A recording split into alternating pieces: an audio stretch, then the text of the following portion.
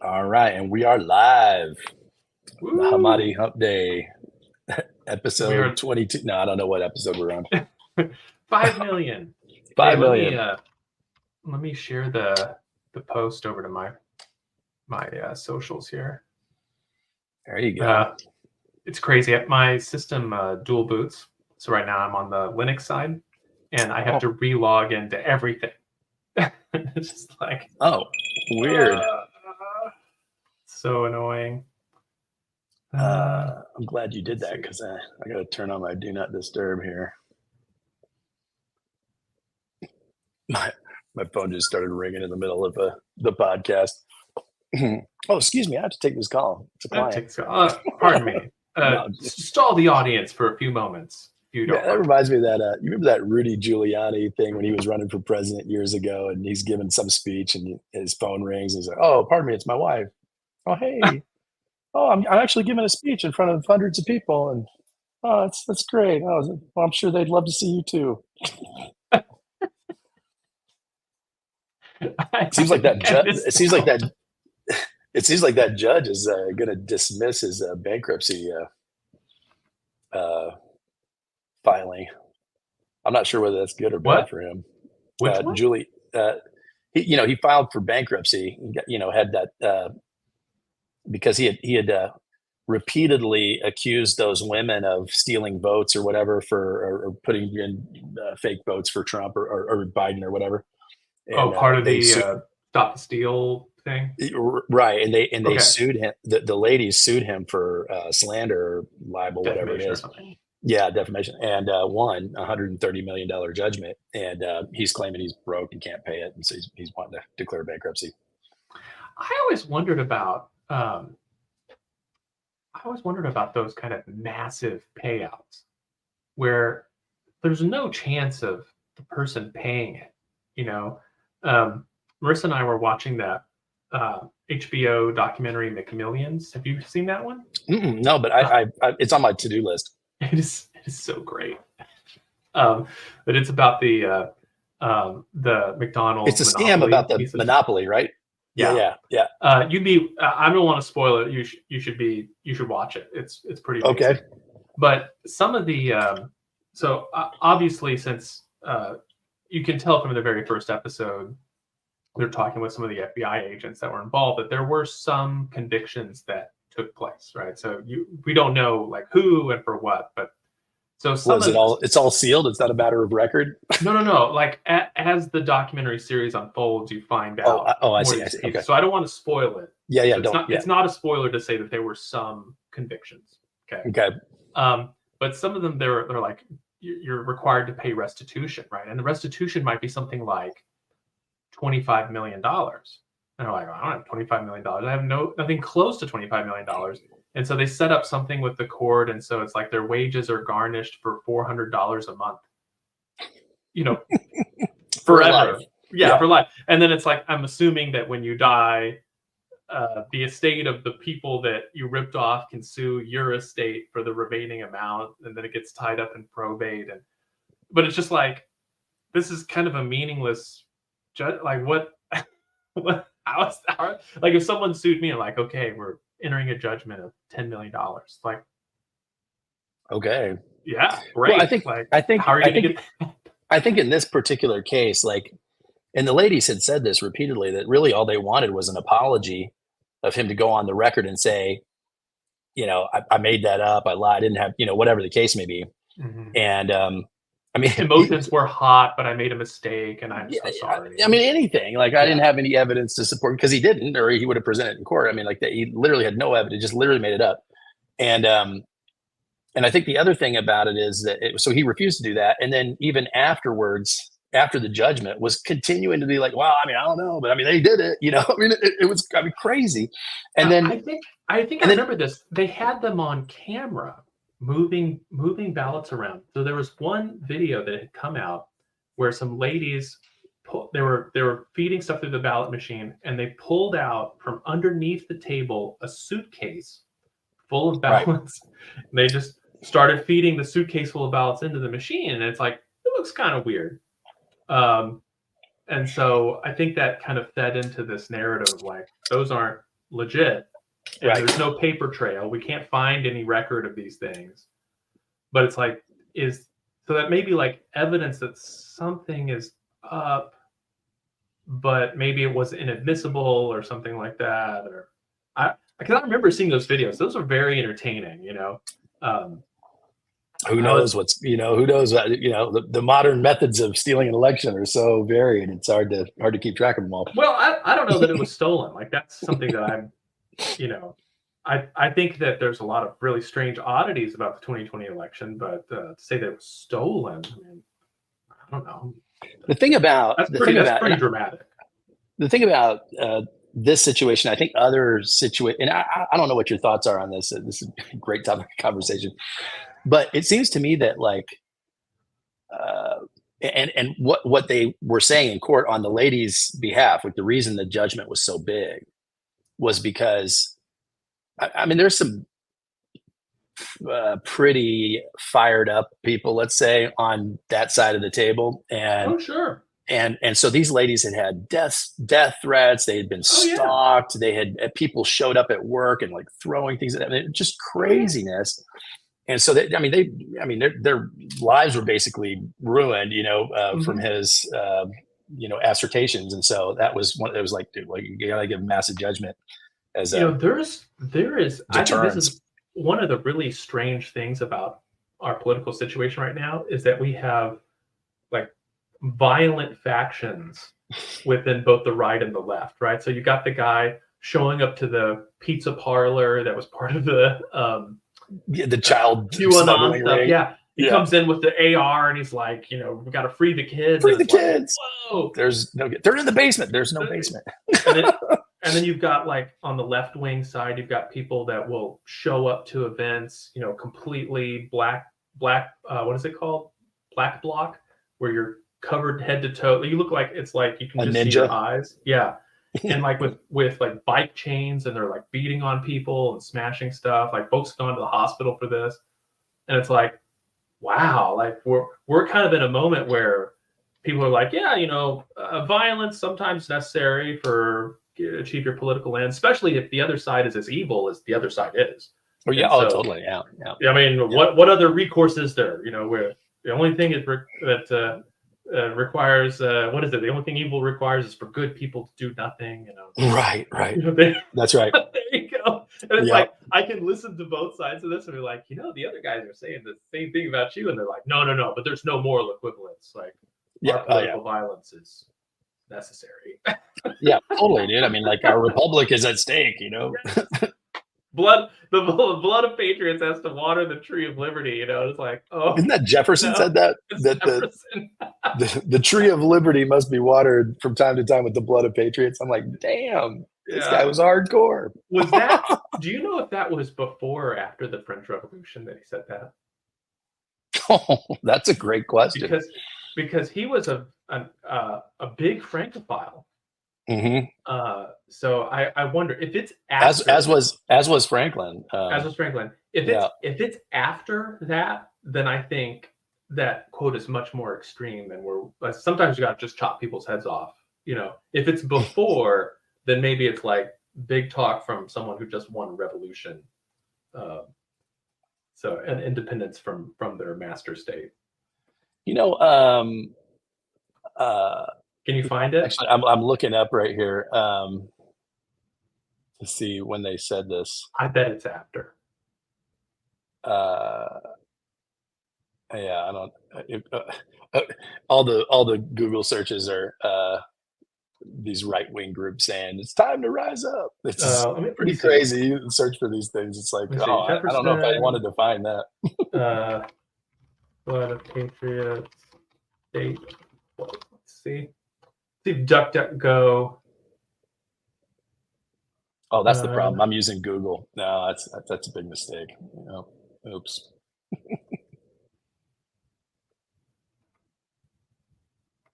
Okay, Tree of Liberty. Okay. Jefferson wrote to William Stephen Smith on November 13, 1787 about Shays' rebellion in Massachusetts. Wow. So Shays' rebellion was this is just a quick thing from the history.com. Series of violent attacks on courthouses and other government properties in Massachusetts began in 1786, led to a full-blown military confrontation in 1787. So this is before the Constitution is ratified. So this is still Articles of Confederation. Articles, yep. Yep. The rebels were mostly ex-Revolutionary War soldiers turned farmers who opposed state economic policies causing poverty and property foreclosures. The rebellion was named after Daniel Shays, farmer and former soldier who fought at Bunker Hill, was one of several leaders of the insurrection. So Jefferson is writing about this. He's like, sometimes you gotta break some eggs. But this is before the French Revolution. I think the French Revolution only a year before minds about some stuff. Yeah. Well, for sure it did, because in fact, I was what was I reading the other day? Oh, I got sucked into A Tale of Two Cities. Oh, wow. Okay. Again. And it's so interesting reading it and then like kind of reading about it, because I think before that, like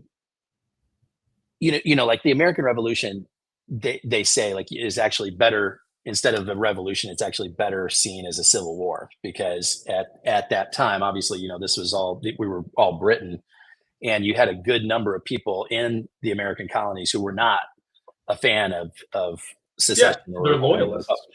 And not because they loved the king, but because, the system was working for them. Right. And the merchants and landowners and different people.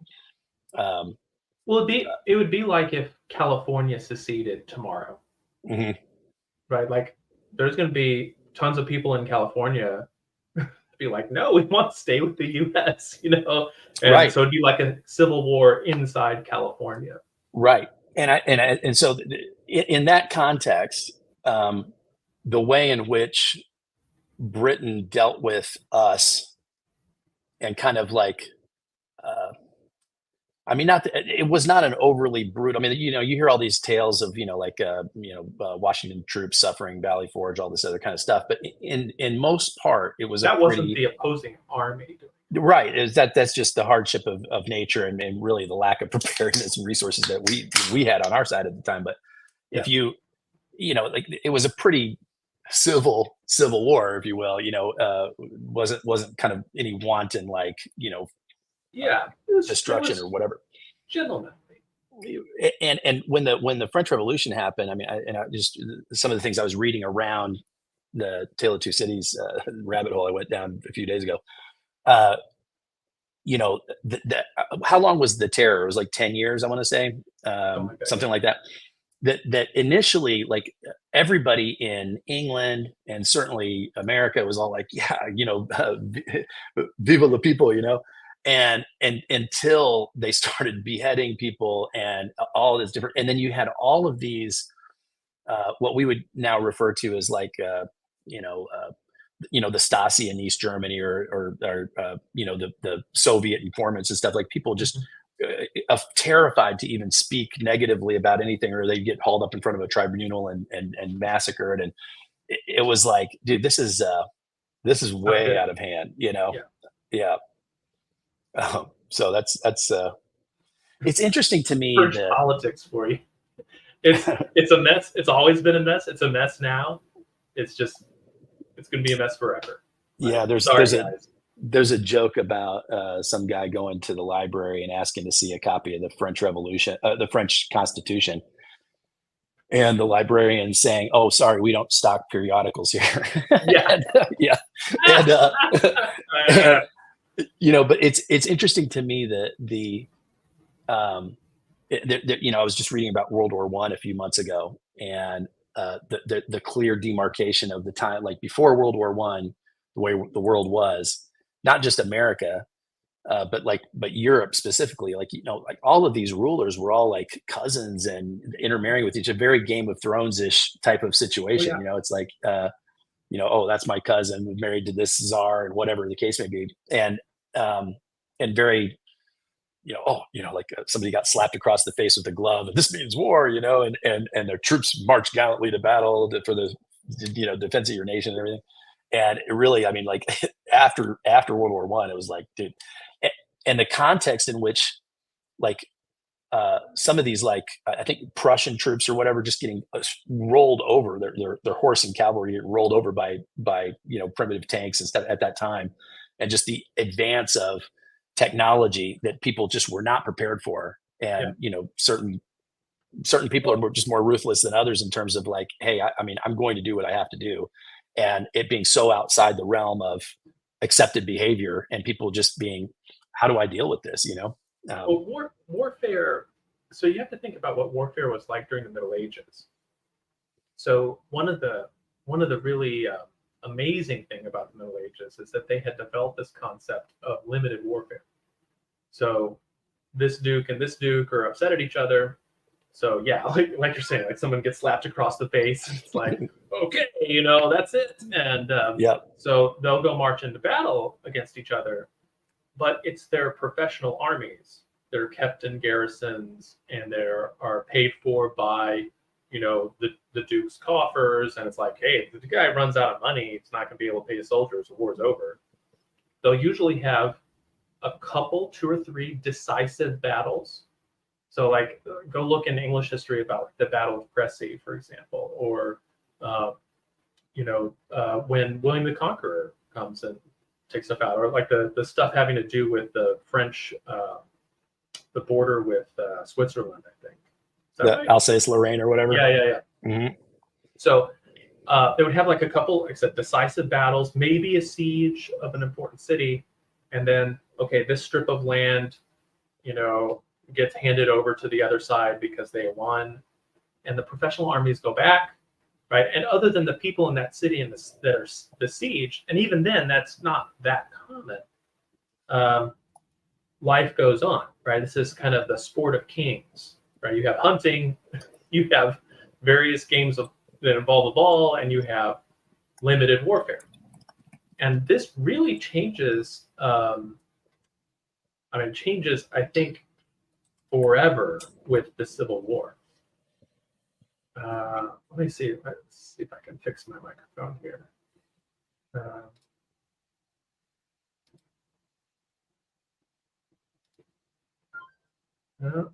It's this one. This is what the microphone on my camera sounds like. That's better? Oh, no. Figured. Hold on. It sounds the same to me. That's why it sounded like. Is this better? Boom. There's your studio mic. Okay. That was weird.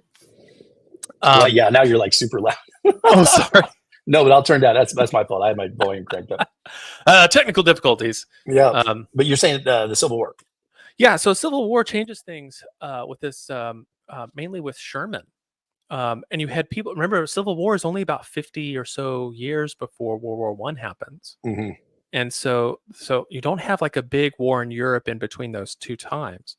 And this idea of like, we're going to take down, we're going to burn cities. The Napoleonic Wars change a lot of stuff, right? And so then by the time you get to World War I, and you have sort of devices of extermination, so like the machine gun, mustard gas, and the chemical warfare too, and the airplane. The machine gun is, I think, what really destroys the idea of gallantry, because so France gets into the war, and they're like, we're going to win. I mean, who has ever withstood, the French cavalry charge or the infantry charge? And I think at that time too, like, it's hard to conceptualize it now, but I mean, they were undisputed, like, largest army on earth, I think, at the time. And and also like considered the bravest. Like they would have a charge go out, and the French Legion, bunch of soldiers with bayonets charging, shouting "Vive la France!" And like you just get butchered, by the French army. And so the first reports that are coming back of the machine gun just mowing down whole lines of French troops, and like they would shout, scene in The Last Samurai. Yeah. I mean, it was like that, "Vive la France!" Chop, done, and they're like, "Wow, gallantry's over." Like, okay, they fought bravely, they fought gallantly, and for nothing, and died. Died in the dirt, like squashed like bugs. Or as Trump would say, like the dogs they are. Like the frogs they are. No, sorry. Yeah. Anyway, my bad. Yeah. Yep. But yeah, warfare changes a lot at that point. And I think we're still living in kind of a world of total warfare where, it's like, hey, you go finish the job. You do whatever it takes to secure victory. And it doesn't matter who, the rest of it we call euphemistically collateral damage, but it's like, Right. that's just price of victory, Right. Well, It's thankfully, really, we've gotten a lot more, the technology's so good now with the smart bombs and everything else. It's like you can contain it more than you used to be able to. But a little bit. I mean, little yes, bit. okay, we're not firebombing like we did against Tokyo. Or Dresden, Yeah, that's not happening anymore. But I mean, the number of civilian casualties is not. So Well, how and many, like in Iraq, I think in the Iraq war, isn't it over 1 million civilian casualties? Right. So it's like, okay, we have all this great technology. It's very targeted. Only a few civilians. Well, and it's, to me, that's always so asymmetrical the way we talk about it. With Iraq's a great example. You have so many thousand American servicemen killed, which is obviously tragic, and then you have 1 million Iraqi civilians that are killed, and it's like, geez, this is Well, it's just not it's just not discussed. I think the same thing's going on with Israel and Palestine right now too. You get like the number of Palestinians being killed versus the number of very asymmetrical. I mean, so asymmetrical. And the thing is even if someone's looked at it and said, well, okay, the Iraqis, how many of those were actually civilians? How many of them were insurgents? Whatever. It's like, I feel like if you're fighting against a foreign country that is on your soil, I mean, benefit of the doubt kind of goes to the inhabitants there, right? Yeah, I mean, I kind of want to give you a free pass, even if you're like, well, they're ultimately fighting for the wrong side, right? They're it's very unfortunate that they're on the side of whatever ISIS, right? Like, sure, but that's their home, so I want to give them a pass on it. Like, I would hope if some invading army came in here and they were like actually morally superior to our own government. And and we were like, yeah, well, screw that. We're still fighting back. Well, that's the way it would be. This is not the way we do it around here. Yeah, it's like well, is he a civilian or not? I mean, remember, he's fighting for the wrong team. It's like, I'm fighting for the home team. Like, I don't know. There's a great scene in Casablanca, the Humphrey Bogart movie, when the German general is talking to this is the height of German power. Like, they've taken over France, they got the Vichy government in place, and this German general is asking Humphrey Bogart, can you imagine Germans in London, and Bogart's like, I mean, ask me when you get there and I'll let you know, and then he says, well, can you imagine us in New York or Brooklyn or whatever it was? And he's like, there are certain areas of New York, General, that I wouldn't advise you to invade. I wouldn't go in there. And it's such a great line, because it's like, oh yeah, man, I don't know, you want to mess with New Yorkers, Yeah. It's like, well, we may have our petty squabbles, but we'll set that aside. Yeah, I mean, of course you can take over Paris, but good luck with New York. Yeah. Certain parts I would not suggest going into. Yeah, that's so weird, man. This is interesting. This fallout over the French election now. No, I was looking at this headline that just flashed up. It's so interesting, the fallout of this Biden debate. I don't know if you've been paying attention to any of this, but I have a little bit. What have you been seeing? Well, it was interesting, like, there was this huge surge of Biden's got to go after the debate, and then you had several events, and of course Biden himself doesn't want to go anywhere. I just got one of his emails today explaining his situation. Was it persuasive? It's what now? Was it persuasive? Well, so I get them pretty regularly. I get probably like 3 a day from the campaign, and then this one, I'd like to allow remote contents. President.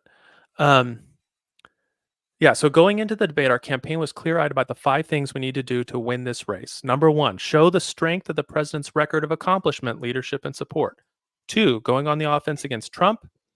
3, maintaining multiple pathways to 270 electoral votes with a focus on the blue wall states. 4, staying laser focused on our coalition of voters. And 5, driving a vision and ambitious agenda for the future. Those imperatives remain true. What has changed from the debate is the urgency and discipline with which we need to pursue them. We believe if we follow the roadmap below, we will win. And so then it's like, I mean, they've gone through like how we shore up the coalition, where our campaign is designed to like win the election, not just like poll well and so on. And then, call at the end for donations. So, I mean, at least he remembered to ask for donations at the end. That's good. Well, so maybe remember, not this is not maybe not from totally him. senile. This is not from him. It's signed by his campaign manager, right? So this is specifically from the campaign. Mm-hmm. I want to make that clear, because it's not like, oh, he's being ghost written. It's like the campaign manager signed it, right? But they feel very confident that that they're going to stay in, and that it's still winnable, and this hasn't changed anything. It's like, yeah, you see some fluttering in the polls, but like, they're delusional.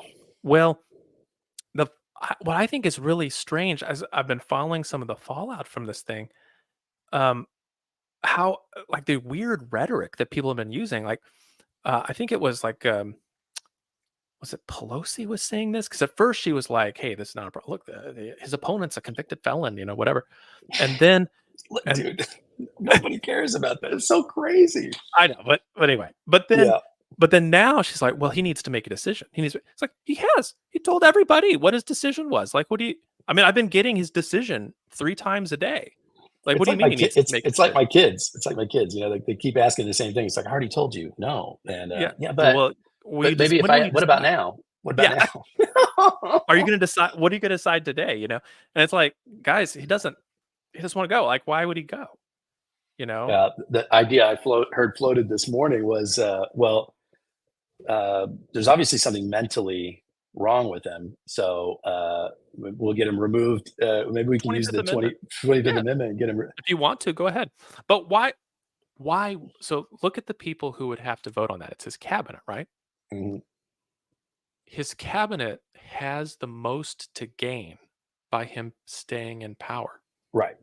Because that gives them practical, unlimited autonomy over their own little... As long as they're in office. Post. Yeah. So if they remove him and we get, I don't know, Kamala Harris in there, who would that 25th, if it was triggered today, it would be Harris as president. Mm-hmm. I'm pretty sure she would have some ideas about how those positions should be run and what needs to happen so that she can win re-election at that point. And nobody in the cabinet wants that. Wouldn't it be nice not to have a boss?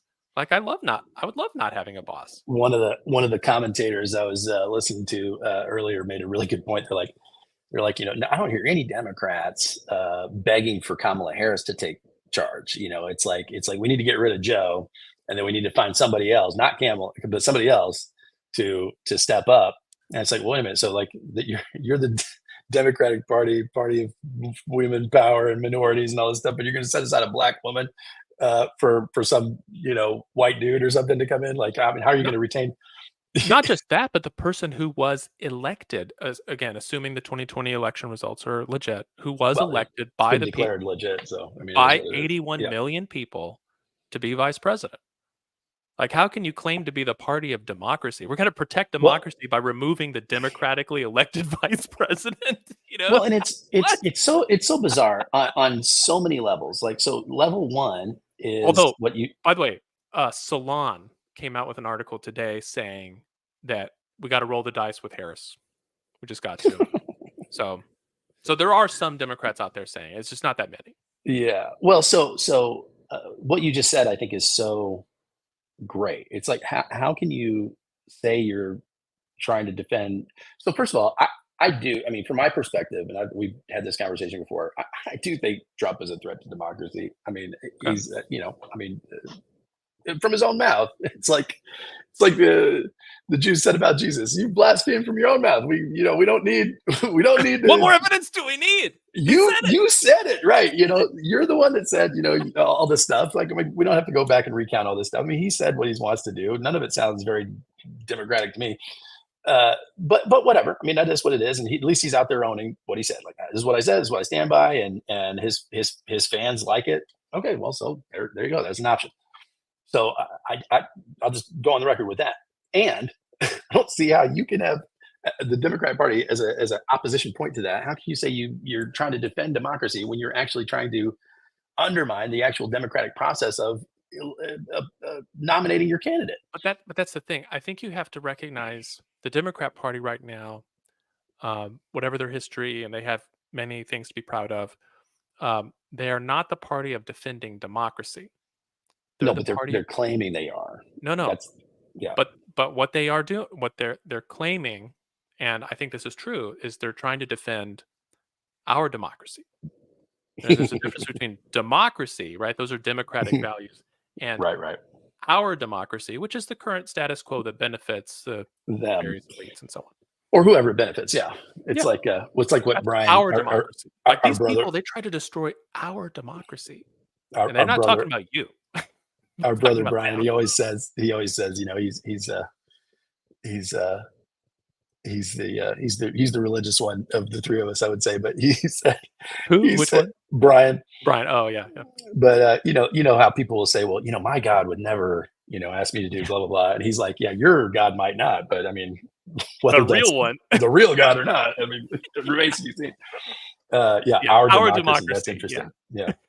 Yeah, not democracy as in the people get to choose what they want. Oh God, we can't have that. No.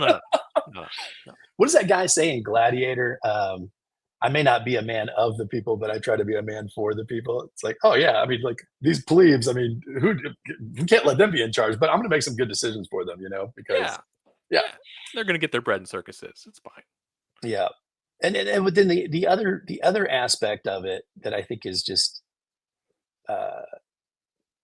crazy is some of the people defending Joe Biden. Like, you know, I was listening to Morning Joe a couple of days ago, and you know, Mika Brzezinski is like defender.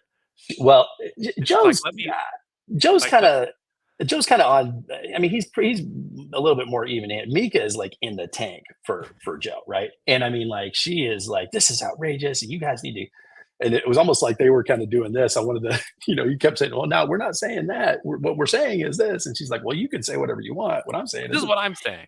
And but anyway, she said, well, you know, like, I mean, there was a primary process. If anybody wanted to get in, they could have got in. They didn't do that. And so now, you know, now they want to undo all this. And I'm like, wait a minute. Like, that was not an open primary process. Like they didn't allow anybody to run against them. They basically, like, I mean, everybody who's tried to, like, even say, like, oh, I want to, you know, Kennedy or whatever, is basically had to, like, opt out, run independent. Like, that's not you can't say the people have spoken and now Joe Biden is our nominee. People want him. Like, people don't. So people never had a choice. The people overwhelmingly on both sides are. I mean, the polling is not ambiguous. They are completely dissatisfied with both of these clowns. You know. Well, you know, I have to admit, I got this one totally wrong.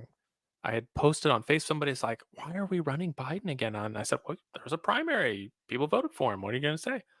And there were a few states held primaries, but many of the state Democratic, because the primary isn't part of the federal vote. It's run It's party on behalf of the party by the state government. And the state government, the ones that were democratically controlled, many of them declined to hold a primary vote. So I don't know what the percentage is, but many people in the country, maybe an outright majority of them who are Democrat, never got a chance to vote for him or against him. He was just sort of, he's running for re-election. He's being installed as the nominee, you know. Now, the primaries that did happen, he won handily. So maybe he would have. There was no opposition, though. It's not. And I think it's also, I mean, just historically, you know, I'll not walk back my comments, but add a little texture to them. I mean, I just found it outrageous in this particular cycle to be saying these words. And in the context of history, most incumbent presidents running for re-election don't get a primary challenge. And most of the primaries are perfunctory. When Trump was running for re-election in 2020, I mean, they actually suspended primaries in most of the states. The Republican parties did. And I thought that was I was like, wow, this is crazy. They're actually going to say that, and he doesn't even get a chance to be challenged. But nobody stood up against him I anyway. think So I think what they're hoping for in this case, and this is again sort of party and inner party stuff, is they want to avoid what happened in '92 to George H.W. Bush, who had a primary challenge from Pat Buchanan, mhm.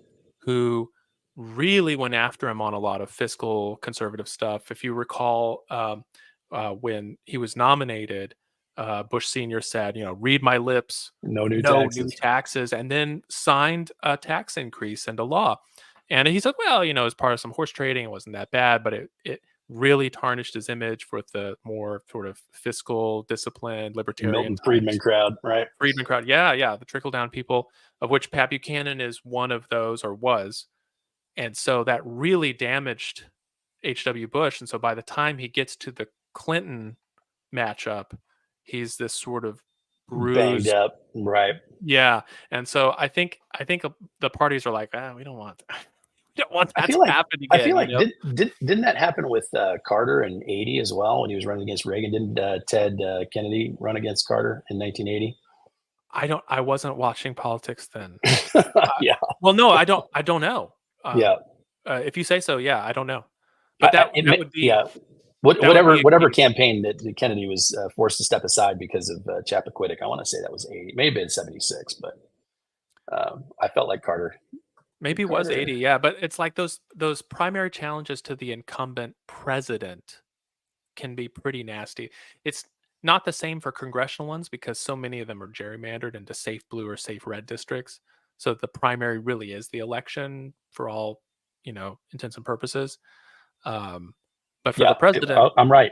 Ted it is Kennedy, 80, yeah. 1980. Yep. So both parties have had this pretty negative experience of letting the primary happen. They're like, okay, maybe they're like, never again. But dude, to me, so and again, I'm speaking as a voter, not some party official. That's great, and I mean, I bang these guys up. I mean, Sure, there's something about if they can handle it. dude. I mean, it's like it's like Alec Baldwin says in that Glenn Road. You can't take this. How are you going to take the abuse you get? In the general.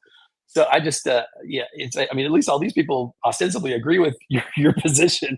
If they want to be nitpicky about a couple things, it's like, well, I mean, I just to me good. And Or there's something about the or smoke they're of part of battle your coalition. They represent part of your coalition that you need to that win you need over. to win over. Correct. Yeah. Yep. Yeah. Yep. But I don't know. That's what they wound up with. I mean, at least the Republican one this time around was an open primary. And I think the issue there, and I know the polls say, well, most people would rather someone other than Trump. The problem is that they're so split on what the other than Trump would be that Trump winds up being their second choice. So Right. it's like as soon as that guy gets out, I really liked him. I don't like any of these other ones, so I'll take Trump. And then, but that's how it was with all of them. So In as like 2016 too. so a second choice for everybody, he came out okay.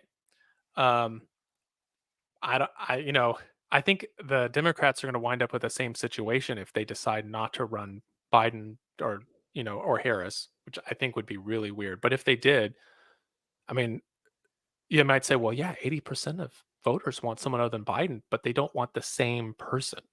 They Mhm. want a whole bunch of different people.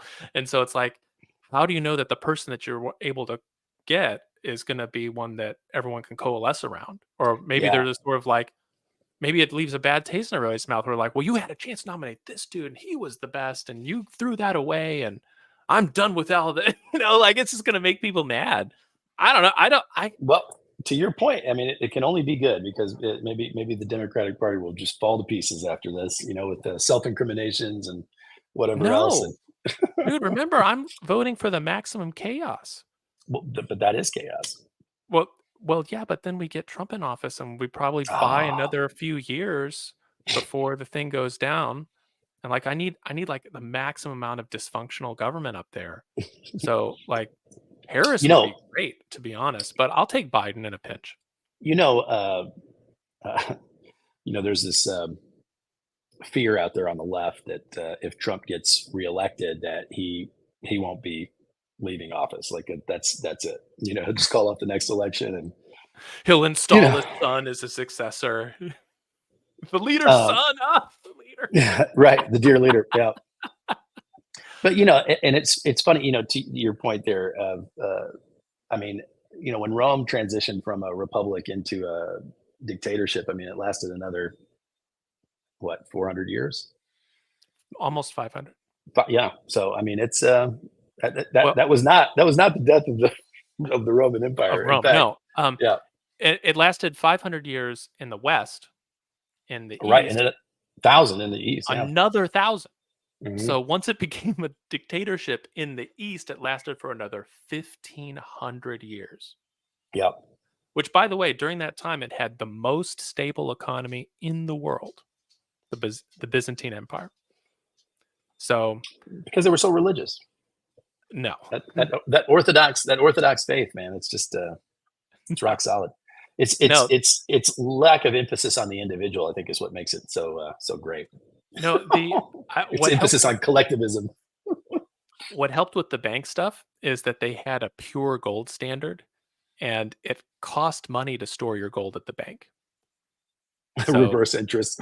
reverse interest, yeah. Right. So Yeah. it's like, hey, if you want to hold on to your money, we'll hold it for you Well, for a that's because the fee. bank wasn't making money lending money out. They didn't have fractional reserve lending, so I mean, it It was can't literally a because storage unit. Right. because if they're going to lend it, they have to actually give you the metal. Right. So, like, to me, that model makes a ton of sense. I mean, because you're now you're not the product anymore. You're paying them for storage and protection and all this other kind of stuff. So yeah, it makes sense. You should pay the Well, bank. and which makes it a better deal to take your money and invest it or do capital improvements on your property or something like that.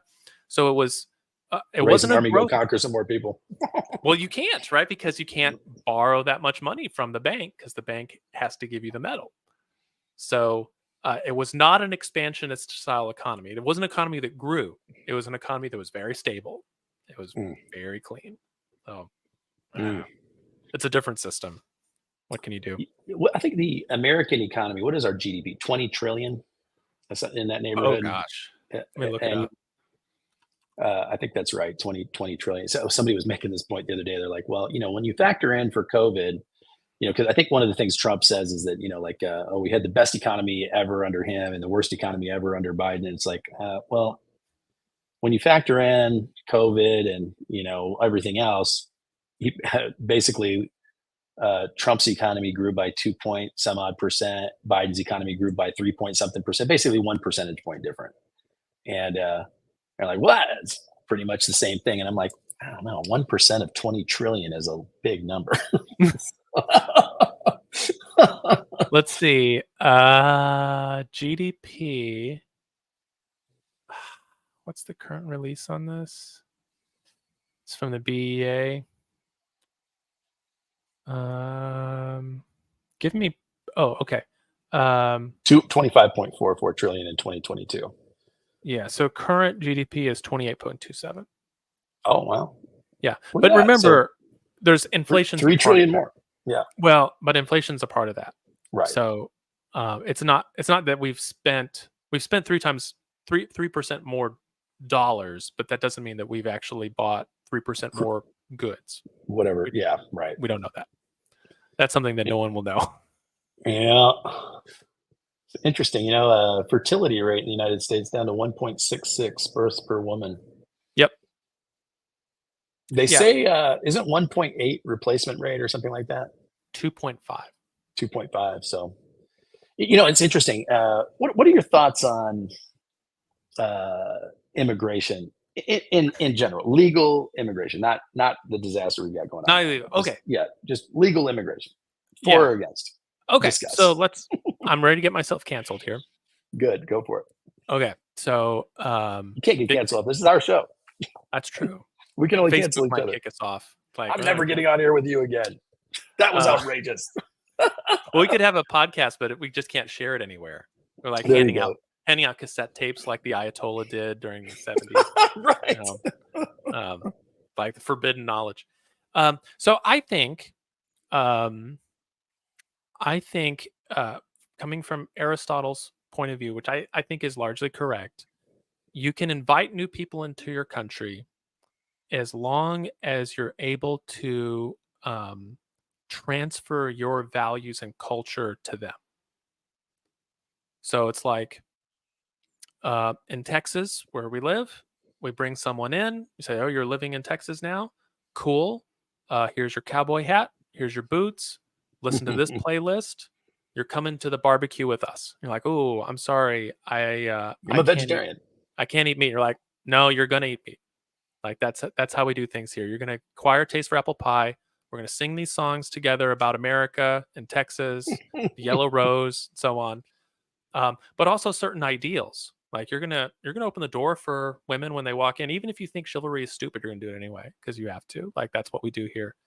And you do this enough, and you get people after a while, you're gonna see people walking around speaking like we do with Texas accent, and it's like they don't look like us. It's like doesn't matter. Like they're one of us now, and they really would be. So as long as the rate that comes in the number of people that come in is matched with an appropriate level of, I don't know what you want to call it, acclimation, assimilation, enculturation, whatever it is. If you're able to match that, then your society gets to survive. If not, all I can think of right now is the Borg. Assimilate or die. assimilate, yeah. Well, you don't have to assimilate. Resistance is futile. Well, for the Borg, you go out and conquer people. This would be people coming in of their own. We're not kidnapping people and bringing them in. I mean, that was a long time ago. We don't do that anymore.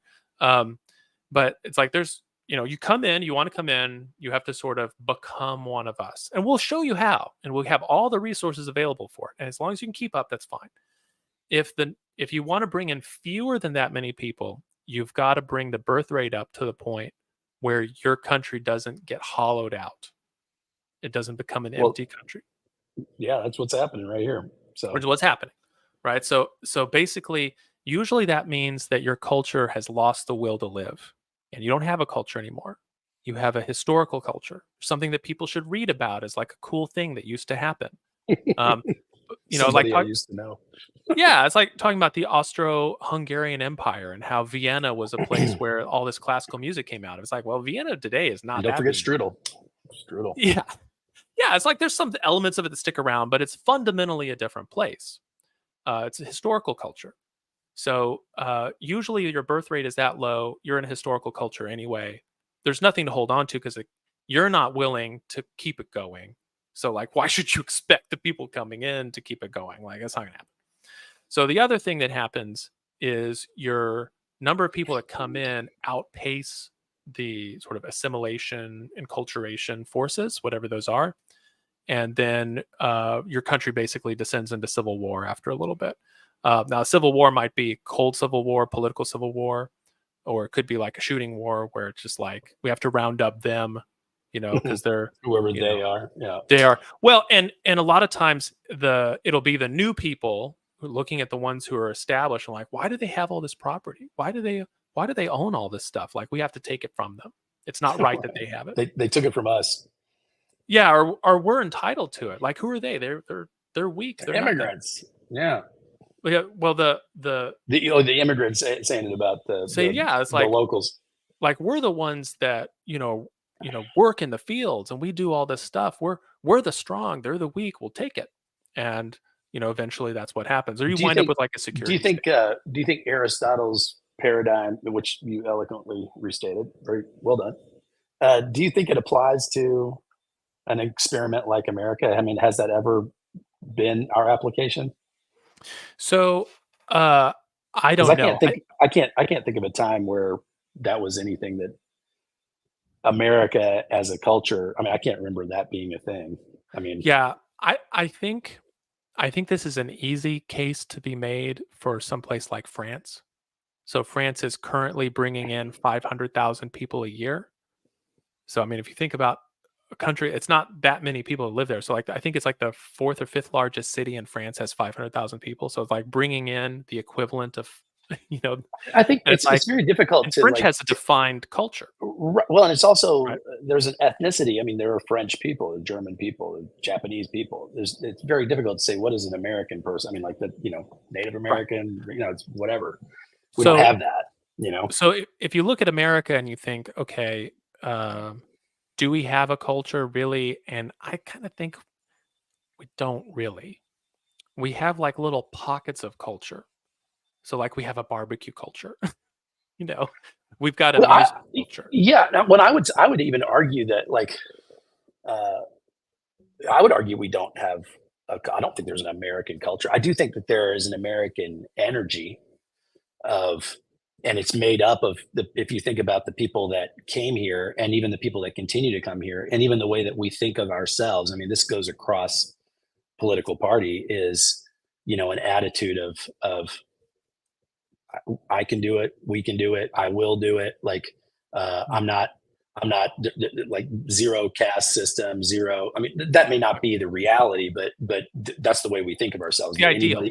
Anybody can come in here and get to the top. Anybody can be a billionaire if they work hard enough and are smart enough and whatever.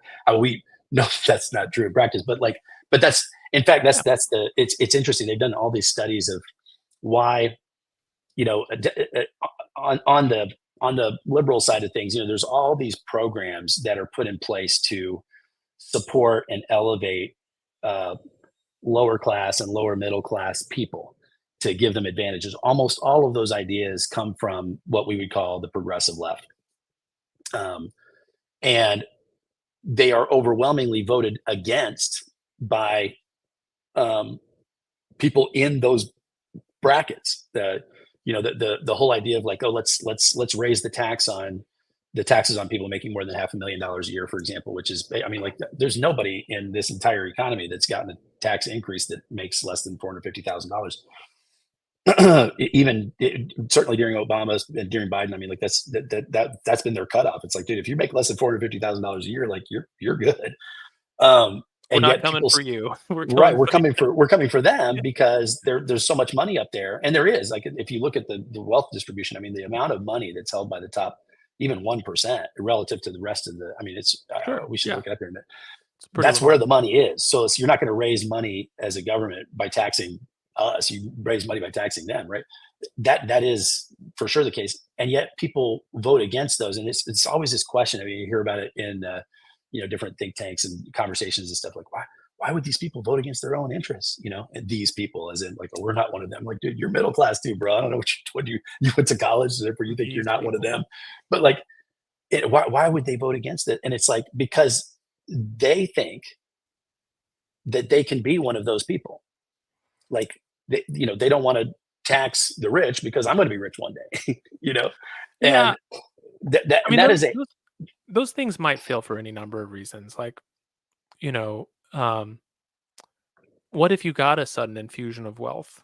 Like your rich uncle dies or you win something, and it's like, how much of that do you want the government to take away? Like if you're, say, start a company and you're sole proprietorship or self-employed, how exactly is that represented as income? Could you wind up with, so it's like anytime taxes are raised and you're like, oh no, you're below the cutoff. There's always this worry that like, yeah, for now, but like at some point they're going to look at my position and be like, we need to close that loophole. That I was in.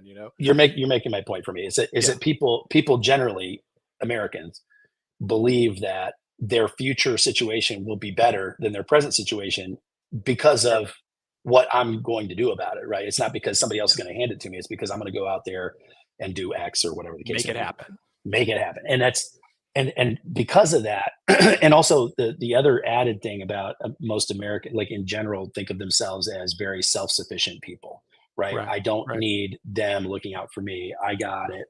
In fact, why don't you worry about yourself? And that's again, a lot of these like left leaning or what we would call maybe social safety net programs get such headwinds is because people are like, dude, I already work hard enough to provide for me and mine. So we're going to put these programs together, and people are already smart enough to know that, I mean, that money's got to come from somewhere. Maybe I'm going to be paying taxes now to support them and myself. Like, I don't have time to do that.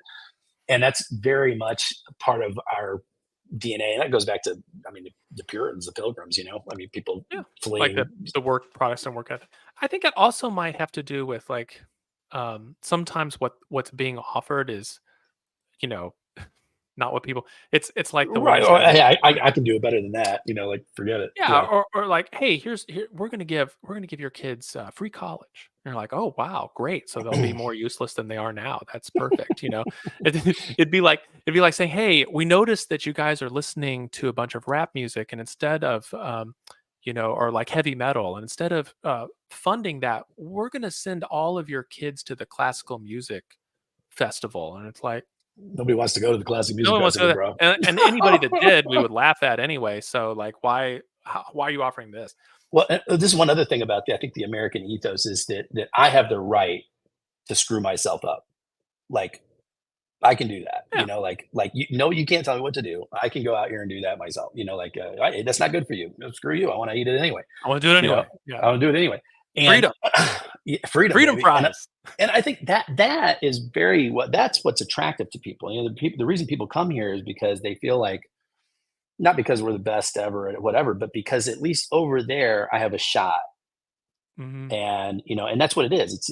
It's a chance, it's an opportunity, it's a whatever, land of opportunity. But it's not like, they're just handing it out. I mean, it's a struggle, it's ugly, it's brutal. Sometimes you got to get in the street and get your hands dirty and get punched in the face or whatever the case may be. But the strong survive, and we're part of the strong. And I think that's it. I mean, at least that's the way we view ourselves, right? Yeah. As Americans. And I think that's Well, but you don't have to assimilate into that. Like, that's what attracts you when you show up here. Like, you already consider yourself one of those, or you would never have come here in the beginning. well, maybe, right? So like, let's say, and I think this is what people are worried about. I'm not worried about this, but I think this is what some people are worried about, is that, okay, someone comes over and they're like, oh, land of opportunity, great. That's what attracted me. And you start working and it's hard. And maybe it's harder than you thought. And you're living in an apartment with 5 other people. And you're like, gosh, this is really not so great. And so some people, politicians come by that say the same kind of thing that politicians in your previous country said, like, oh, we're going to give you rent assistance. We're going to do this. We're going to do this. You have a little kid. Well, you shouldn't be working this many hours. Well, we'll pay you to stay home and take care of your kids for a little bit and stuff. And they're like, wow, that's kind of nice. That's what we had back home, and I kind of miss that. We had onions back there in Egypt, Yeah, that's right. Right. Yeah. And so, At so least like, in Egypt, okay, we never went hungry. Yeah. yeah. So it's like, okay, well, we'll vote for that. That's good. Yeah, you guys are got our back. And in the process, you wind up, getting a system that looks more and more like the country you left rather than the new one you came to. And so you basically like kill the goose that laid the golden egg. Well, But hopefully nobody, without the corruption and the oh, but that's going to happen. Right. Whenever you have that much money going around and you have politicians that are in charge of picking the winners and losers, then the corruption, it just will occur. Like, there's like, find me someone that won't, take that bait. So it's there's a just lot of like, money laying around here. yeah, Rod Blagojevich, probably one of our last great American philosophers. Right. Black. When he was talking about the Senate seat, he was like, that's valuable. You don't give that away for free. Right. I Um, love that. but I think that's kind of true with politicians in general. So the more power and the more ability to hand out the cookies, the goodies, the more corruption will follow. And it's like I don't know, it's like Murphy's Law kind of thing. I don't know. There's probably a named law behind this, but so I think There that's should be. the worry. Russell's Law. Russell, no, this one, Yeah. someone already came up with this, I'm sure.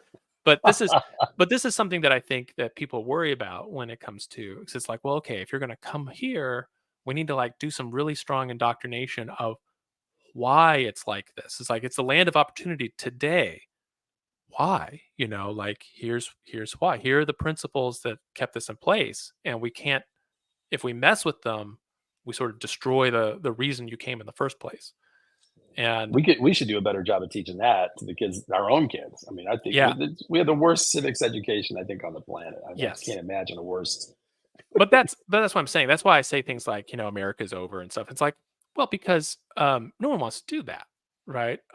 In fact, doing so for a lot of people sounds offensive. It's like, whoa, meritocracy. I mean, isn't that another word for white supremacy? Or, Right. like, this is the kind of stuff that people get canceled over, and especially in educational circles. Like, if you got an EDD, which is probably a requirement for being a superintendent somewhere or principal, you're going to have to toe the line on all sorts of things that basically say, that the founding principles of America were not just wrong, but evil. Mhm. And that they were evil then, they're evil now. And it's like holding up the American flag is triggering or should be triggering. And, the only flags that we can hold up are the flags of marginalized people we've marginalized and so on. Right. So it's like, you're gonna have a bunch of I think young there's people that don't know any of this stuff, or like think. Anyway, go ahead. don't you think there's an inability to hold two thoughts at the same time? It's like, two things can be true, right? So like, let's take slavery, right? So look, the Constitution doesn't eliminate slavery. America is basically built on slavery for the first, almost 100 years. That's the founding fathers, most of them own, half of them own slaves, not most of them, pardon me, but half of them own slaves, and these were, this is bad system, and yes, slavery is It was. bad, shouldn't have been in the system, whatever. Yep. And it's also a very noble experiment. This is the first time that in The Constitution, not slavery. the Constitution that in Franklin and some of the other founding fathers, actually refer to it as, the great experiment of it's interesting, Bridgerton. I don't know if you ever watched this show on Netflix, but I do. okay, so it's a little rewrite of history a little bit, Terrible, but it's very fun.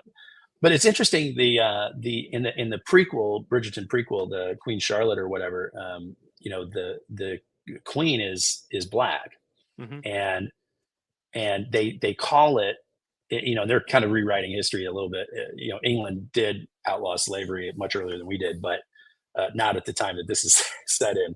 And they're talking about the the experiment that they're trying to do of elevating, black people into society, into that arena. And it's kind of interesting to watch the very mild racism that goes on in the show. It's kind of like, oh, we can't allow them to be at this party or whatever.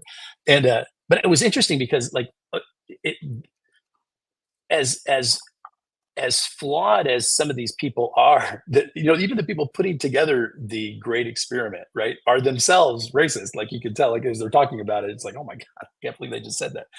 And but they're trying, right? It's like, look, you're here and you want to go, you want to open up your society, you want to make it more progressive, you want to give more people a chance, you want to advance whatever goals that you have to start where you are. And so it's like, well, look, these people started here, this is what they did. And in this Constitution, the document, they provide amendments, they provide all these different things. And so as we've progressed, as we've learned things, as we've gained political will, we've altered those things, not flawlessly by any means. In fact, sometimes you take a step back and you're like, what was that? That was crazy. Let's undo that, And so prohibition, for example.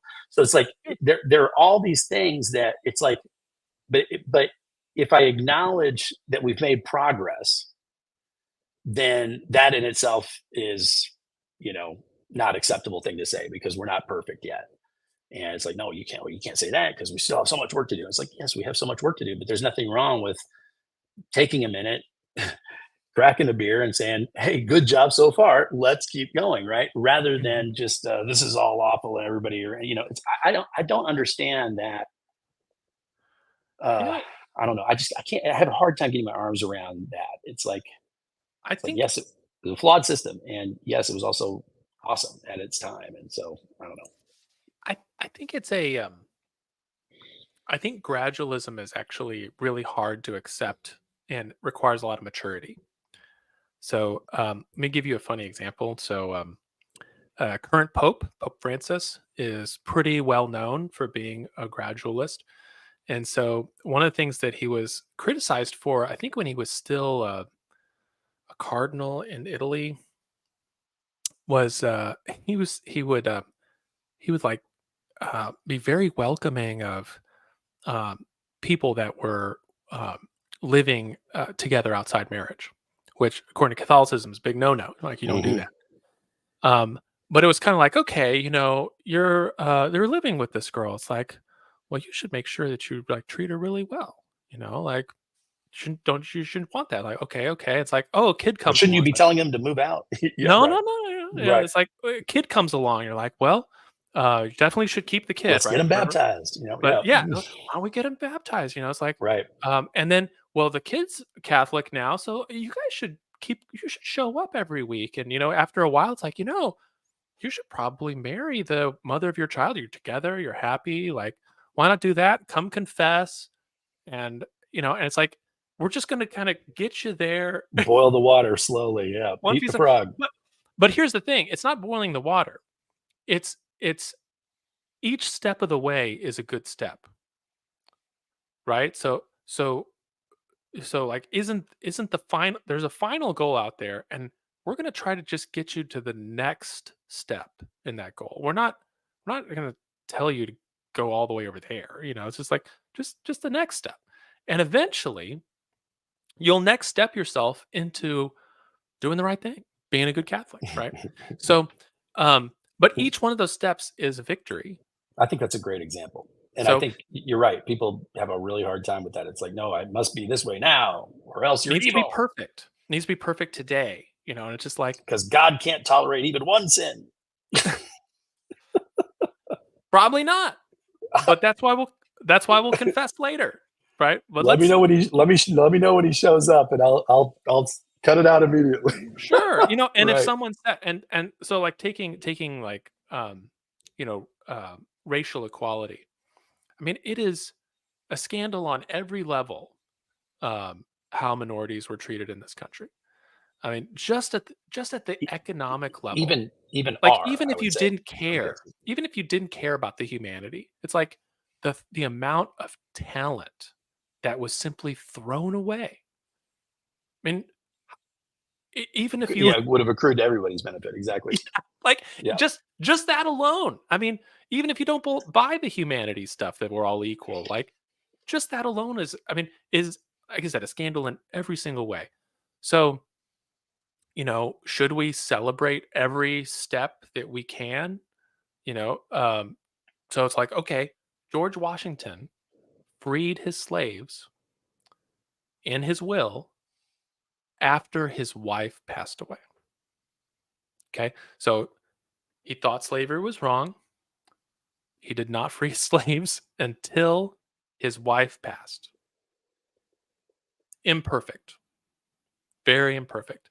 Is it better than selling them off with your estate in order to pay your debts? Right. Yeah.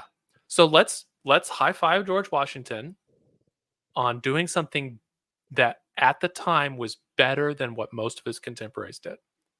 And then now that we have his example, the next generation can do even better than that, and so on. And you occasionally will have people that make giant leaps, and that's even better, right? But like, each step of the way, we should be happy for the progress. And I think at some point, and this is where I break ranks with a lot of my fellow liberals.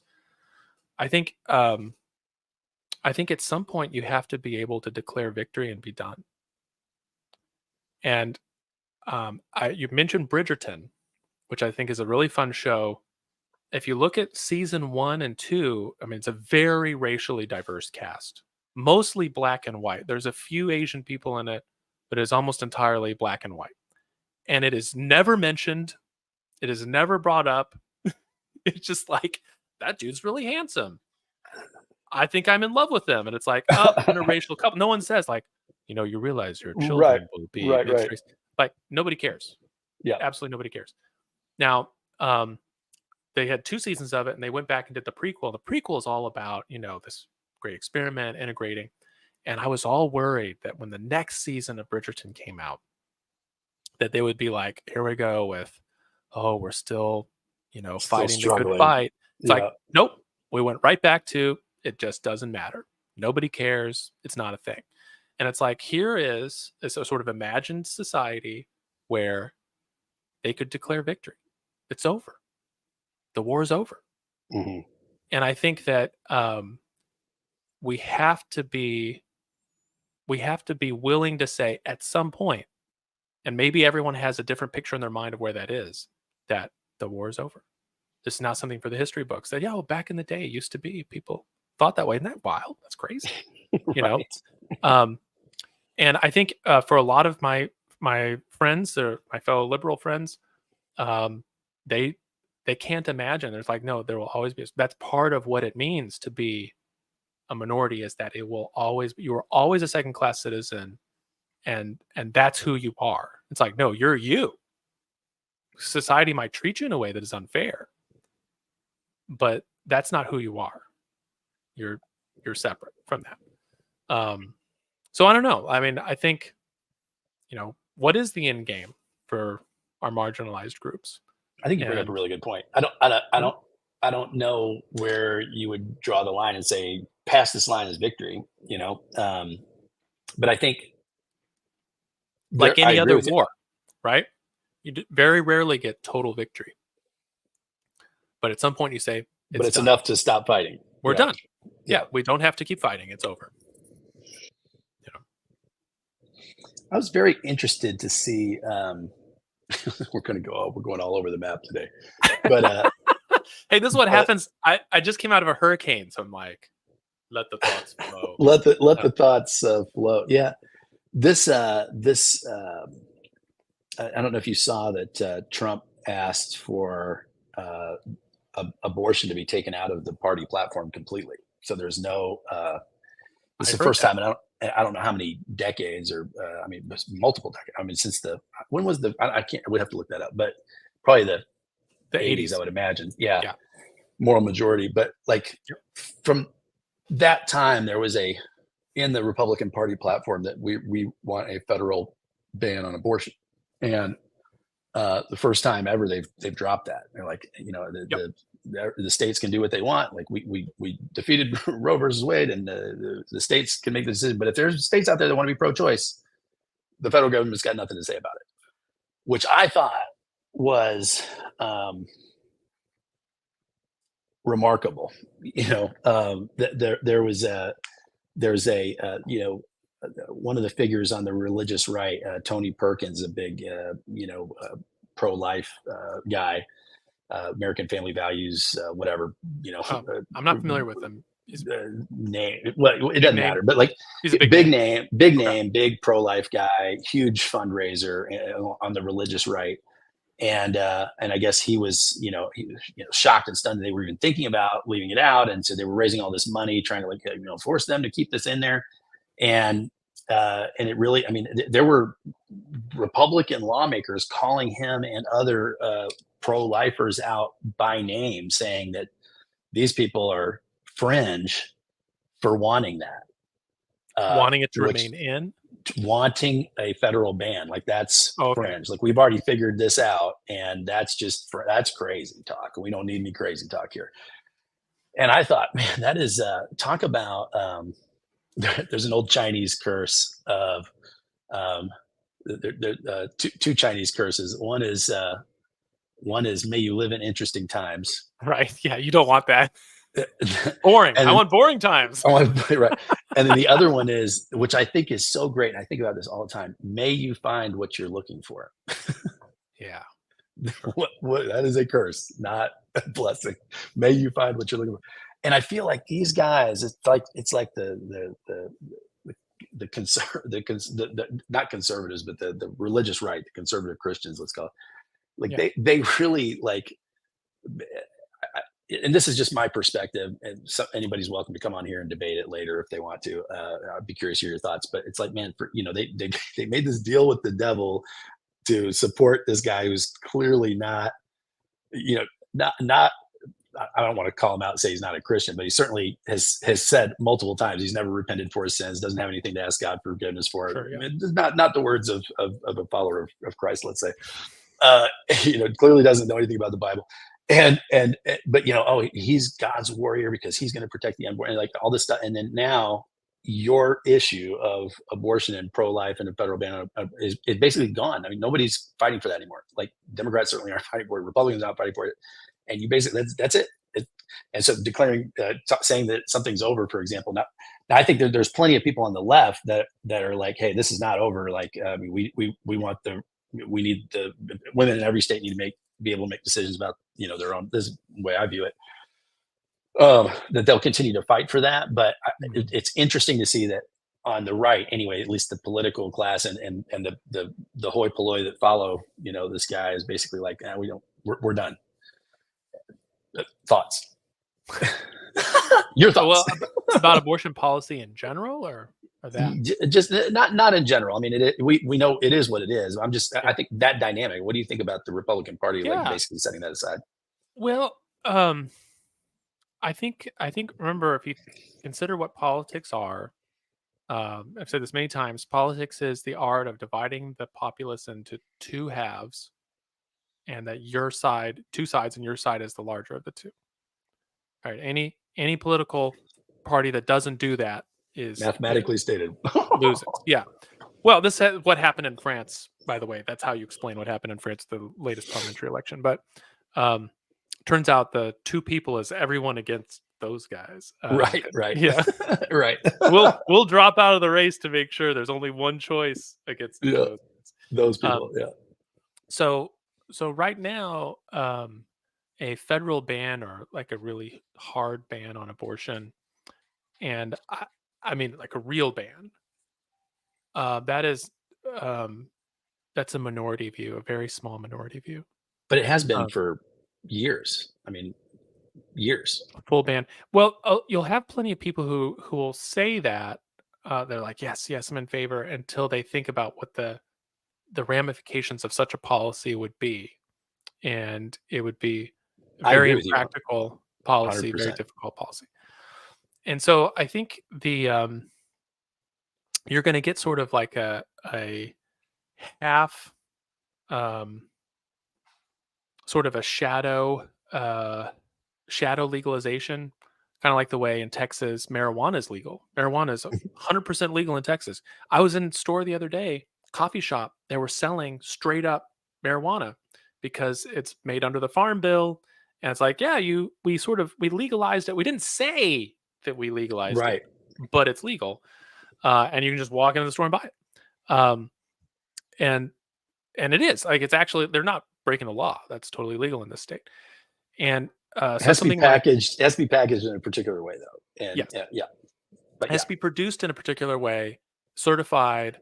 But once you jump through those hoops, walk in the store. Did I send you that article? Like the concentrations of THC. Oh yeah, yes. Like although I already knew this from living in Houston, where it is very, very openly available. Like you just walk into the store.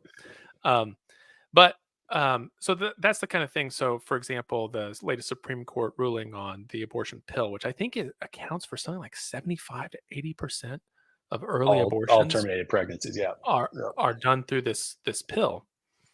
So, like, think first trimester kind of stuff, and it's like, well, just like any other medication, if an out-of-state doctor prescribes it, an out-of-state pharmacist fills the prescription, and they ship it to your door in this state, you're not liable for that. They're not. So it's like in Texas, actually, you have abortion on demand up to 12 weeks through medication. So even though they say, well, no, see, like heartbeat bill, 5-6 weeks, that's it. It's like, well, no, I mean, in practice, it's actually legal up to 12 weeks as long as you take the medication version, right? And so you're going to wind up with that kind of thing where, like, the Republicans, who have a lot of pro-life people in their party, are not going to want to close that door because that's be very politically costly to them. So you just sort of leave it open. But again, we don't say we've legalized abortion up to 12 weeks. We just sort of let it ride. So again, like how much of my perspective is that a lot of these laws and a lot of these campaigns are intentionally designed as wedge issues to get people outraged and give money and show up at the polls. It's like, don't worry about what that person's doing on this and this and this and this. Instead, fight to save the unborn, or blah blah blah. And it's like, at some point, I was shocked at how usually the people that you have conned into supporting you through this thing, you would at least keep that there. You wouldn't say, "Ah, suckers," you know. No, This is the very unusual. politicians are notorious about this. My favorite example is John McCain, who in the election, the 2016 election where he ran for Senate, I think, or was it 2014 where he was reelected? I can't remember. But his campaign slogan, like his own ad said, leading the fight to repeal Obamacare. And Right, then he's the guy that voted to keep it. he voted. He's like, no, What was more it's like like, this? wait, yeah. Right. So like, you're the one who said that you were leading the fight, and now here comes the time to actually vote on it, and it's no, and it's like, oh, that was all for show. That was all a lie. All this stuff about like, oh, he's such an honest man. He's, such a decent person. He's the maverick of the Senate. It's like, no, Well, he was the maverick in that moment. he was never in that one. Yeah. Yeah. But it's like, oh, you're You just never another, can't tell what that guy's gonna do. just another lying politician, right? It's just it's just ad copy. There's no principle there. Is there no So one with any integrity? no, No. So Integrity what? I think the abortion thing, I think if for the people who are very pro-life, I don't think this is going to be solved by outlawing abortion. I think what you need to do is politically. Now, I'm not saying like what would be like if we could build Plato's Republic, and have like a society based on reason, and we just decide the laws from first principles. So I'm not talking about that, because maybe in that case abortion would be illegal, because like it would be unthinkable in this sort of perfect ideal society. Right. Where there are no unwanted pregnancies. Yeah, that Right. society. Yeah. But if we're saying like what would be politically feasible in a country that has all these different views, is you need to start focusing on policies that would make abortion less appealing on the demand side. 100%. So what those would be, like we can debate about that. But that's been my point for so many years, man. I mean, I can't remember when actually I can remember when I became pro-choice, but it's decades ago. And my thinking has always been like rooted in like what actually works, right? So like if abstinence only bottom line is you're trying to reduce abortions or eliminate, let's say whatever your end goal is, to eliminate abortions or whatever, at least reduce them to a statistically negligible number. In order to do that, you have to reduce unwanted pregnancies, because there's a cause of abortion that is unwanted pregnancy. Somebody's not pregnant, doesn't want to be, therefore they need an abortion. That's it. So how do we reduce the unwanted pregnancy? The unwanted pregnancies can be reduced by sex education, by distributing, prophylactics, by making birth control widely available, by whatever. I mean, like just any number of things. By teaching abstinence and sexual restraint. I mean, there's a whole mix of things that have been shown to work together to reduce the number of unwanted pregnancies. And yet, maybe you kind of adopt a all of the above strategy. Maybe you do stuff post conception as well, right? What if you say, well, look, because we put together all these programs for pre-K and kindergarten and maternal leave and all this other stuff, and we say, gosh, this kind of sucks for the people who are more family values, that like there's going to be a lot of resources that get pumped towards single moms. Maybe we're not. We were like, but you say, well, but then you could say, well, there's no reason for you to get an abortion. Like right, your baby's healthy, you're healthy. Like increase the access to adoption, reduce social stigma around being pregnant, but all of these things, do all sorts of things. So all that stuff, like if you take off and just look at like, okay, how do I reduce unwanted pregnancy or the desire to end an unwanted pregnancy, right? You would throw all those things in the bucket. Sure. But the same people, and again, it's usually like in this case, I'm picking on the religious right.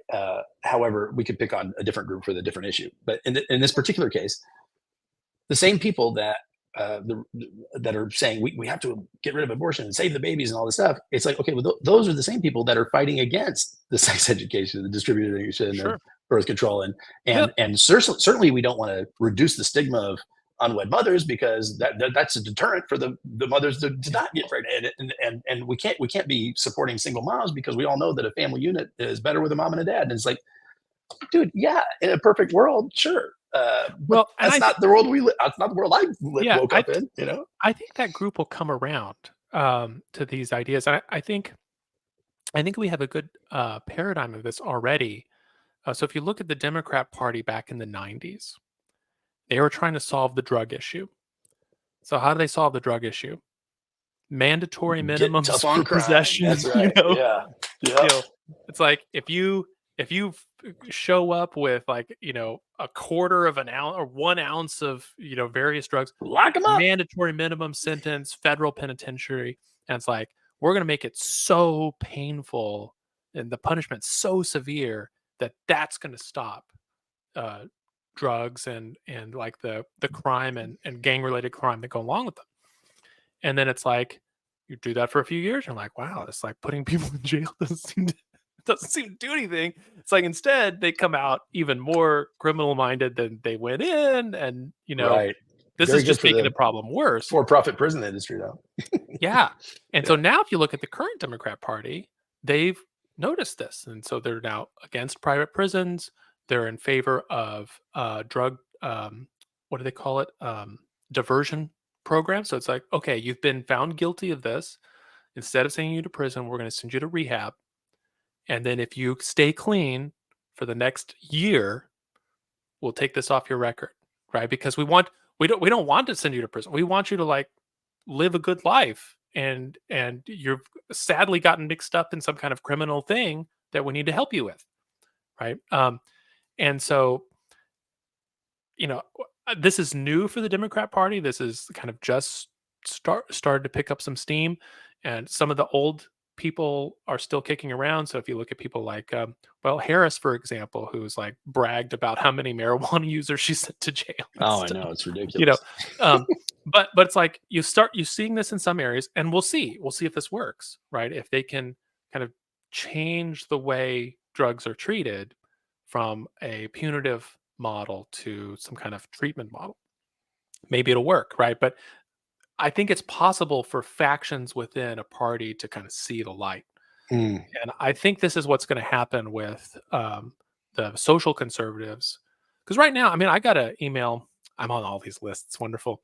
From a guy from, what's his name? Torba. I'm trying to think of his first name. But think of people further to the right than the moral majority was. Okay. Right, like pretty far right, all the way to the right. Yeah, Handmaid's Tale. Yeah. Just to the left of the Handmaid's Tale. Yeah. We're not doing that stuff. But he sent this email basically denouncing the Republican Party for giving up on this issue, and it's like they're more afraid of offending liberals than they are of offending God, and all this. Right. Exactly the kind of stuff that you see, and it's like. They have to figure out how to win elections. Like that's what their job is as the party. And so that means they have to be as appealing to the people, and if the people are more liberal on this issue, then it's like, yeah, you're going to have to be more appealing to liberals because that's who the voters are. And otherwise you just sort of lose honorably. And then what's the point of having a party that loses honorably? Yeah, I think I'm from my personal perspective. I mean, I'm a huge fan of obviously them letting go of that, and I'm a huge fan of the movement you just described. And I think in that way, I mean, you could, I don't know how we'll look back at it, but I mean, decades from now, it is ironic to think that of all people, Donald Trump would be the one to make the Republicans more liberal on abortion, gay rights. I mean, it's crazy when you think about all the things that he has moved them left on, and they just are along for the ride. It's he's our guy. Well, I mean, the stuff with the gay rights though is you've got like your sort of normal family values, and you have gay rights over here, and then you've got like way over here like the trans and furry people, And I think, Oh, you can't talk negative about furries, man. I mean, but yeah. the thing is though, is that like your normal conservative family values are like, okay, my daughter comes home with their girlfriend. They seem like they're nice people. They're talking about moving in together. And it's like, that's not so bad considering But what could have happened way out, way but out that here. It's but, like, but that right there we'll is let that one, it's okay. that right there is earth shattering in the context of 15 years ago. Yeah. We're not talking about, I mean, Yeah. when No, did it's recent. I mean, that's recent, man. I mean, like Obama got elected in '08, and I think as recently as 2012 or yeah, during the 2012 campaign, they asked him if he was for legalizing gay marriage, and he said no. Yeah. You know, He's for marriage between man and woman. That's what that he was said. 12 years ago. So like the idea that it has moved that far, that I mean, first of all, it's a triumph for the gay community, but it's and for friends of the gay community, I mean, I'm ecstatic about it. But at the same time, it's like the fact that that's now acceptable, and Trump's waving a rainbow flag at a political rally is like, man, I would have, if you told me a Republican presidential candidate would be waving a rainbow flag at a political campaign, I'm like, never, not in First, my lifetime. the first nominee of a major party to do so. It's Donald Trump. Right. Yeah. No Democrats ever done that either. Yeah. The first one would be a Republican. No, nah. Who knows? Yeah, who would have thought? And it's one of those where it's like, so here's my strategic advice for people on the pro-life side, of which I consider myself one. I consider myself pro-life. We should stop talking about the making abortion illegal. I mean, other than like the partial birth, third trimester stuff that has like 80 or 90%, people are completely icked out by that stuff. Dude, I'm pro-life on that. I mean, yeah, like right. So it's like, okay, yeah, we can take that the last off the 2 table, months yeah. off the table. But other than that, like thinking about like bans on abortion for earlier, I think maybe in our lifetime, smoking will become illegal. So just wait for me. And here's why though. It's not going to be because people wised up about nicotine. It's because the replacement for smoking is better than smoking. And I'm thinking of the small e-cigarettes, things like the Juul or the nicotine pouches or whatever. Or the nicotine pouch. But like the Juul, you get the same sensation as smoking, not the heat, but like right. You're doing something with your hands. You get interesting flavors. It's discreet. You can take 3 puffs and put it away. You don't have to finish the whole thing. It's cheaper. There's no smell that clings to your clothes.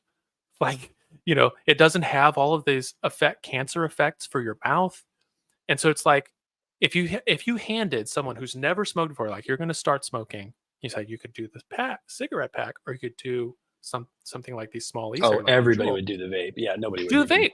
Do the vape. It's better in every way. There's nothing about other than tradition, or like, well, this is tobacco made America, which it did, by the way. Right, there's no tobacco. There's no Virginia colony. That's right. But it's like, other than that, the vape. And you can argue very, very little slavery too. Yeah, true.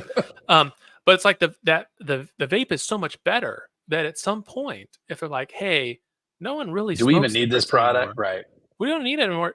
Vape is still legal. All this stuff is legal. We can shut off the cigarette supply. And do you think they would make it illegal though? I mean, I could see it disappearing off the shelves, but I don't know. But that's what I'm saying.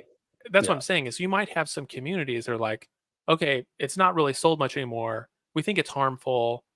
For the last few people that are still doing it, you have a legal alternative. We'll even help. We'll even buy your first set to get you transferred off. Let's go ahead and just ban this in our state. Yeah, and, I could see it. I could see it being banned as a public health hazard. But right. Yeah. But it's like, because the alternative is so much better. Right. And so what I would think is what we need to start doing, and this is kind of plays to the imagination here. Could we make something so much better than abortion that it's like, why would you even bother? Like, why would you want that? And then maybe later on, you're like, why is this still on the books as something that's possible to do? And there's like 150 of them that are still performed every year. And you're like, let's get you transitioned out of the, like, we should stop doing this. It's not right, because the alternatives are so much better that it sort of disappears. Mm-hmm. And then it's like, well, at that point, make it illegal. And you're just talking about like some kind of advance in technology or delivery where you could maybe extract the fetus and all sorts of things. It could be technological. It could be like a much better birth control system for men. Right now, all of the birth control products that are available are all for women, other than prophylactics or like getting snipped. Which nobody. Mm-hmm. I mean, that's a surgery. Like it's barbaric. Well, surgery, and it's also not always reversible. Right. So, but better adoption services. There's like, again, we could do all of the above, but if it was somehow made, they had a pill that you could take as a man that would just, kill your boys in the, you're firing blanks now. You take this pill, that would be a big seller. Yeah. Well, and that one is currently being worked on. There's several of them that are in phase 3 trials. So like, I think this will happen soon, but like as just one of many things. So then it's like, well, abortion kind of disappears because it's just barbaric custom. There are other ways to end because at the end of the day, that's what people are trying to. Right. Like maybe like adoption is so much better than before. And we have so many wonderful services where it's like, you're not going to be bankrupted for medical expenses for giving birth. Like, we got it covered. Yeah, but that's not the argument against. I think we're making progress on this front too. Just before I say this, but like, there's the social stigma around, especially young teen unwed mothers. And I mean, even in the most enlightened environs, it's still a little scandalous. Yeah. So it's like, I think that's the big thing, is people trying to protect their reputation, but nobody can find out about this, whatever the case may be. That's in a large part, and again, like, those people, they're not going to wait until the 7th or 8th month to end their pregnancy. They're going to do it, while nobody knows about it. Yeah. And so, like I said, there's I think the best way forward is to make abortion unnecessary. And then maybe after that point, you figure out if you want to make it illegal too, or if it's just like, there's no reason, no one does it, just move on. Yeah. But you sound awfully like Hillary Clinton, safe, legal, and rare, it's say what? That's her thing is, hey, we need to make abortion safe, legal, and rare. That was Bill. Bill. Sorry, Bill Clinton. Yeah. Well, so the thing is that and this so tactically, yes, I agree. Right. Yeah, that's all I mean. But I'm not talking about what's ideal or right or wrong. Just what could be done. But also, that's not why the religious elements that are in this conversation. That's not a conversation that I've found many of them that are open to have. Correct. They're not interested in tactically reducing the number of abortions or some program that'll slowly get us where we need to go. They want a law passed that will, bring America back to integrity with God, and we need to end the murder of these children. Yes. And that is not going to. The people that believe that way are not going to somehow stop believing that way because we're getting where we need to get to. Does that make sense? And they want to plant a flag on the moon is what they want to do, and that's what the campaign is about. Well, think about it like this: maybe in 200 years, we look at abortion the same way that today we look at the slavery issue. It's like, we can't imagine how people in the past did this. Right. Like, it's just awful. It's like cannibalism. You're like, oh, and so me talking this way is the equivalent of Washington freeing his slaves. Yeah. After his wife dies, in his will. And it's like, this is just what's possible today. And it's going to look in the future if we actually get there. And remember, I'm pro-life. So I would love a future like that, where people just look at it with horror that we would kill one of the children. things that's coming to mind, like as you're talking about this too, is I think changing the perspective is so interesting. Like that I'd mentioned earlier, that show, The Handmaid's Tale. For those of you that don't watch that or don't know what it is, it's a futuristic society where this religious sect basically takes over the country. But it's predicated on what drives the revolution that brings this group into power is that women lose the ability to conceive. And so that's the underlying, That's what triggers this. That's the straw scenario that breaks the camel's back, right? So there's that women become unable to conceive, and so the few women that are able to conceive become this kind of like what do you want to call it? Commodity, right? Natural resource that needs to be controlled. That needs to be controlled and protected and whatever. So if somehow women lost the ability to conceive, all of a sudden they'd be like, "What do you mean an abortion? Like, no, that's insane." But all of a sudden, the pregnant woman becomes this like great thing that we need to protect, rather than this like annoying thing that we need to like hide. And I think that's a societal change that Remember, and one of the things that's we talked about earlier, and I know we probably need to wrap up here, but the U.S. has a really low birth rate. We've dropped really low. And so as a society, we're not sitting around here saying like, man, the best thing in life is to have lots of kids. Like, what do you want? What do you want your kids? What do you want to leave your kids? Like, I want to leave them a bunch of siblings, right? That's the biggest gift I can give them, right? Like, I could give you money. You're just going to spend that. But if I give you a brother, I mean, isn't that a greater gift than it? Like, no one's thinking like that right now, right? Because they're like, well, I want to have one or two, and I want to put all my resources into them so they can succeed, and that's it. I got to get back to work. I can't have more kids, right? But like, imagine a very different society, where children are like really valuable, really important, and it's like you wouldn't imagine someone throwing away a child. You're like, there'll be plenty of people who want, we'll help you, we'll give you whatever you need for you to be okay while you carry this child. But that's not our culture right now. And I think until it is politically trying to outlaw this for the country, it's not going to work. It ain't a winner, man. No. Well, dude, as usual, we have not run short of things to talk about in our 1 hour podcast that's turned into a 1 hour and 45-minute podcast. Again. So yeah, thanks to everybody for tuning in. And Russ, thanks again, man. This is such a great conversation every week. So next week, same time, same place. Let's do it. All right, man. Peace.